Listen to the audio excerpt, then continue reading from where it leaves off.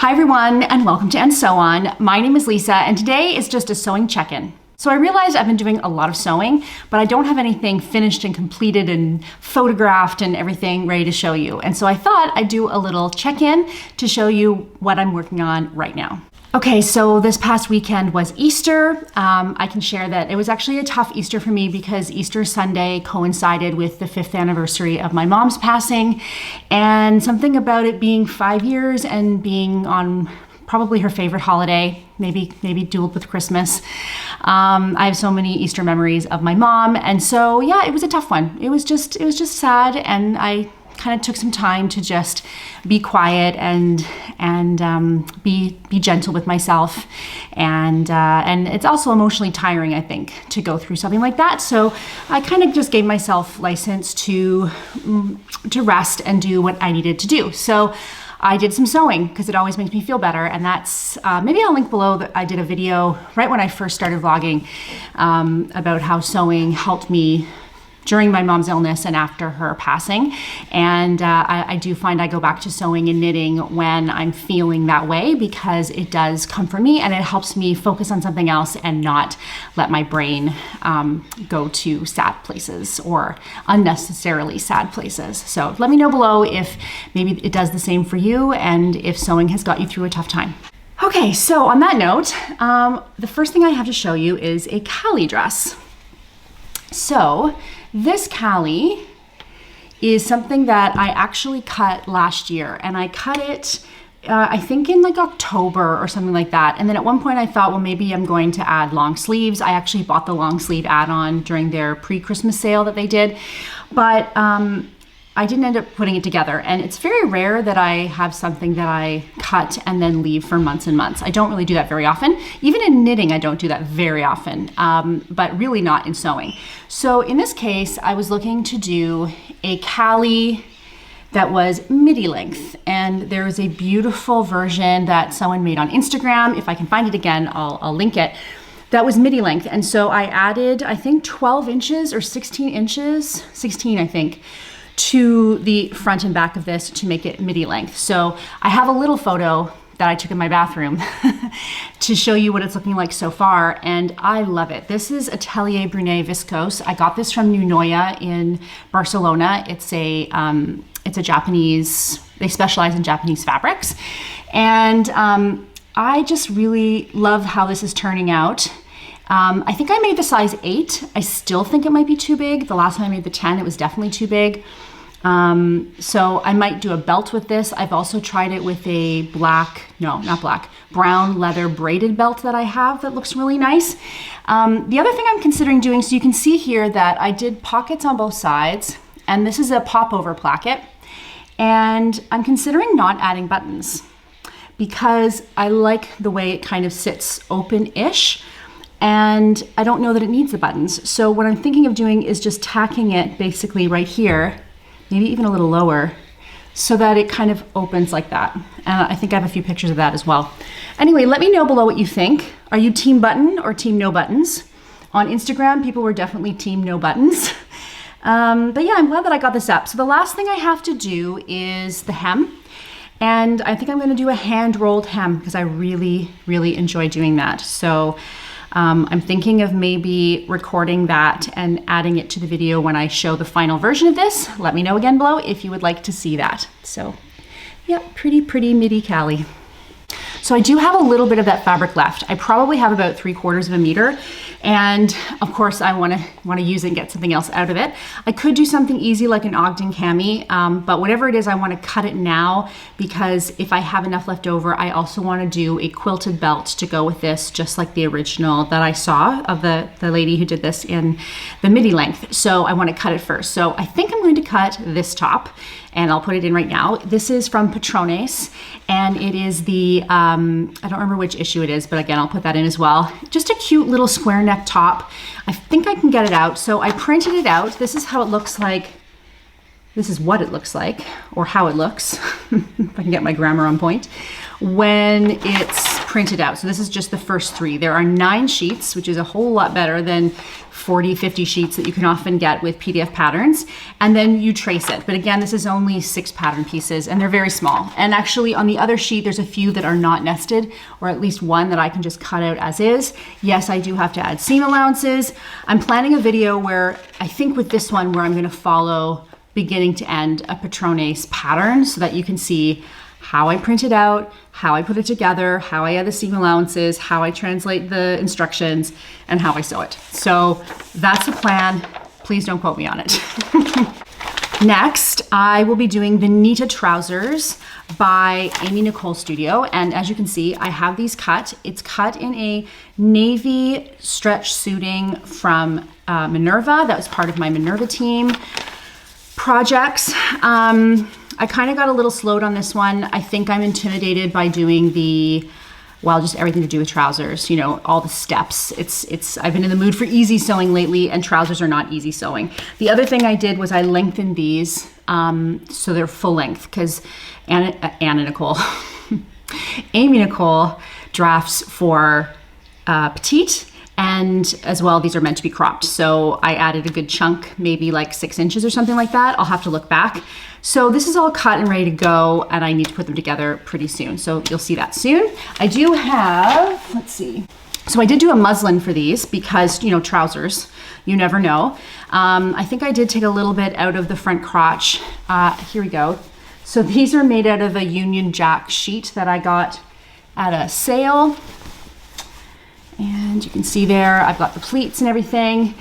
I can put a picture of these in as well. I put them on Instagram and people thought they love them as is. If I had been better about cutting them and could have got the pattern matched, maybe I would have kept them. I might mail these off to somebody, a friend of mine who really enjoyed them, but it was good to just try them on and see the fit. I could actually absolutely seeing making another version of these, assuming those fit well, in cotton poplin or in cotton twill or something, because I could feel like the fit on these would be really nice. And of course, I think one of her original versions are made in a twill, but because I started this when it was still really cold, I went for the suiting. So it will always be, you know, useful to have a pair of navy trousers.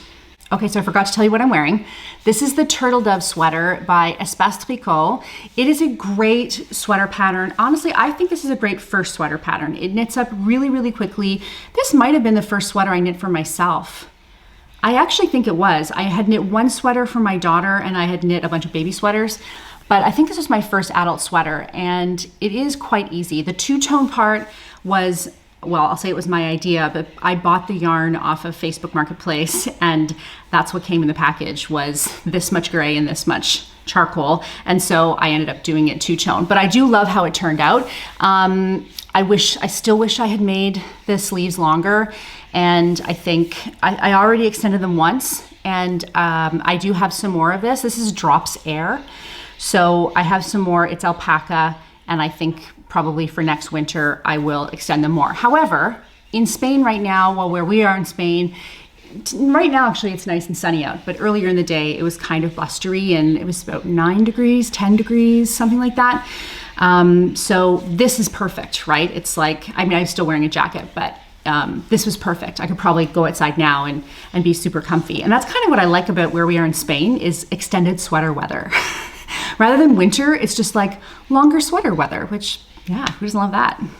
Okay, one more work in progress, and then I have some plans. So I am making, so you guys remember probably that I was going to do a blazer, and I had the charcoal color wool from Minerva to do a blazer. Here's the thing. I never wear blazers. Like, I never ever wear blazers. I have a navy blue linen blazer in my cupboard right now that I bought secondhand, and I don't think I've worn it once. Like, I'm just not really a blazer person, and the only time I ever did wear them was when I was working in retail or when I was going to a conference. Then I'd kind of throw it on to feel more businessy, but as much as I love the look, I just don't wear them, especially now heading into like springtime, summer. I couldn't get my brain around making the blazer. So I'm gonna let myself put that off, and instead I'm doing a wool vest. So I'll put in a picture. This is the Purl Soho felted wool vest. There's also just the felted vest. They're two separate patterns with two slightly different cuts. So if you wanna have a look over there. And I thought this would be perfect for, you know, when you go out in the morning. My husband and I walk almost every morning for between half an hour to an hour, and I'm always cold. So, but I don't always want to wear like a jacket, and I don't have a ton of jackets here. And so the idea of just throwing on a little bit of extra warmth with a wool vest seemed like a great idea. So this is, I've got the 2 front panels here. You can see that. And then this is the back panel. And then there are also 2 pockets. Now, you can actually, the instructions are for quilting it with your machine, but this was again on the weekend when I was feeling a little melancholy, and I thought a little bit of hand sewing is always nice, meditative, right? And so I decided to do it by hand. Admittedly, it's taking me longer than I intended. I'm trying to find the thread, but I don't think it's handy. Admittedly, it's taking me a little longer than I intended. I'm almost done now. So it probably took, it's probably about 10 hours of hand quilting. Now, you can see that I've used, hopefully you can see, I've used a green, like a Cali green, to kind of add a little contrast. I used my chalk marker from Prim to make the lines, which without that I would have been lost.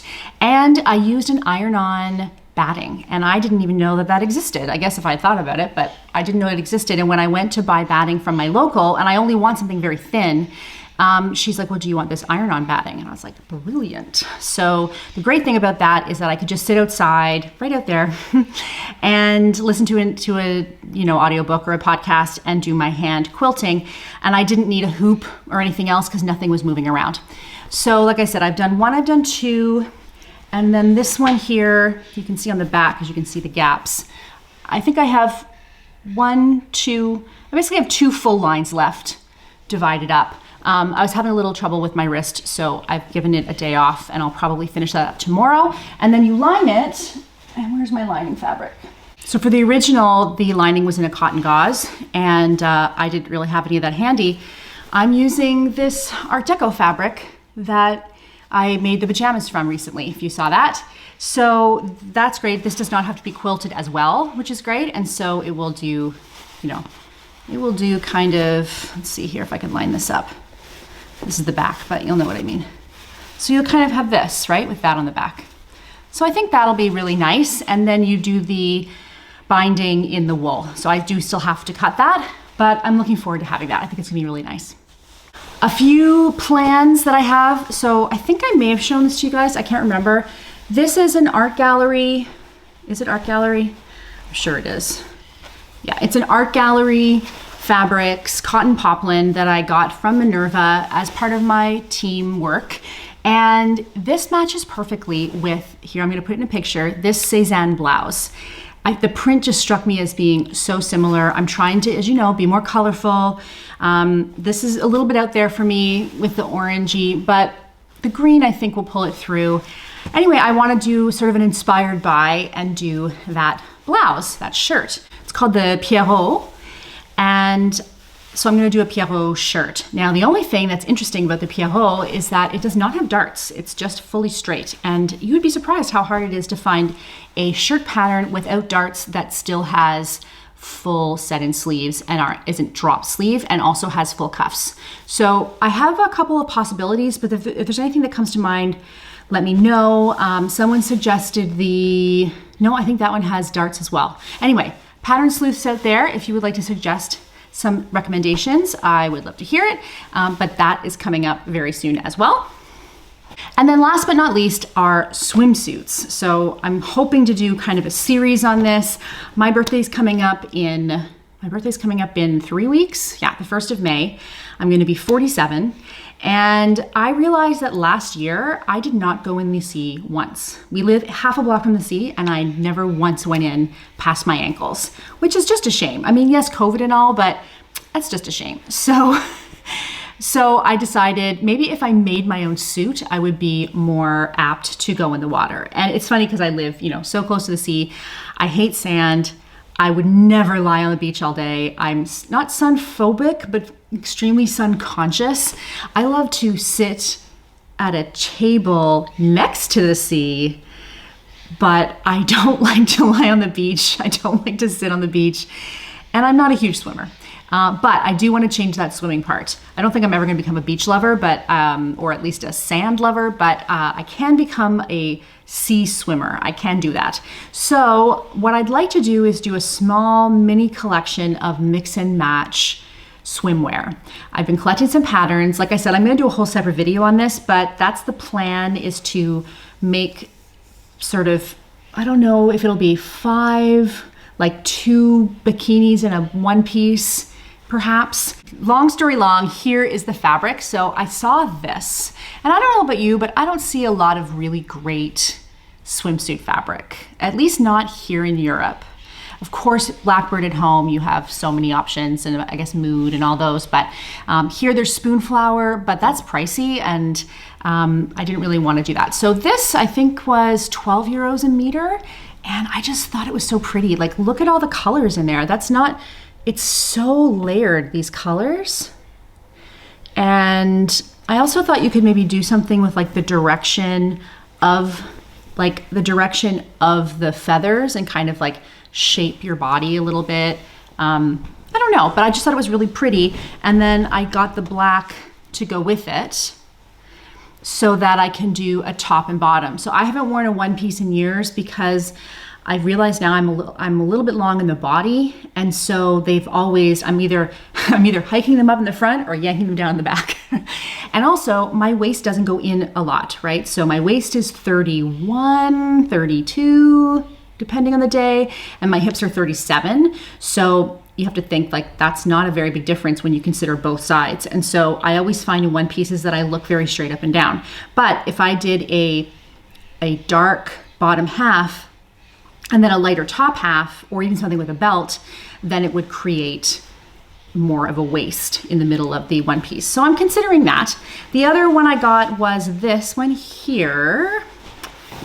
This is a blue ECAT. And I just got it as an alternative, but I think I'm gonna use this for my kids. Both my kids liked it, and they both want new bathing suits. So once I crack the code for myself, I'll probably get that for them. Okay, so that is all of my plans. Yeah, let me know below which ones you're excited to see made up. Let me know if you have any ideas for videos you'd like me to do. I'm kind of, lately I'm a little bit stumped. I've made a couple of lists. Somebody suggested doing a review on my Elna 450, so I'm gonna at least show it to you and give you my impressions. I don't know if I'm really qualified to review it, but I can certainly tell you my impressions. Yeah, I have some things coming up with bathing suits. I have a collab coming up, I think at the end of the month, but I would love some ideas of what you would like to see and what would be helpful to you, and you know, style-wise, or I'm not so great on tutorials, but if it was something that was popular and a lot of people wanted it, I could figure it out. And yeah, okay. All right, you guys, that is all for me. I'm gonna get outside in that sunshine because it's supposed to rain the next couple days, and maybe I'll take a little bit of video for you guys and add that to the end here. I hope that wherever you are, the sun is shining and you are sewing, and I will talk to you soon. Bye-bye.